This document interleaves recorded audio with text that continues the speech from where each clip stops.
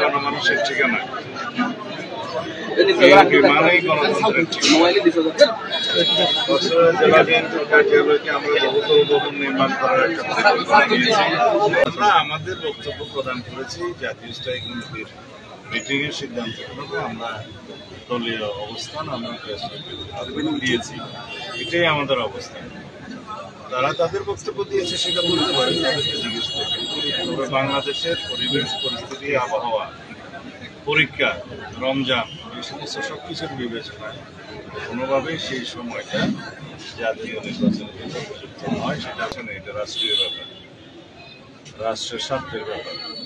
এই সমস্ত সিদ্ধান্ত কেবলমাত্র একটি নির্বাচিত রাজনৈতিক সরকার জাতীয় ঐক্যমত্যের ভিত্তিতে নিতে পারে। কোনো অস্থায়ী অনির্বাচিত সরকারের এই ইতিহাস আছে বলে মনে করি।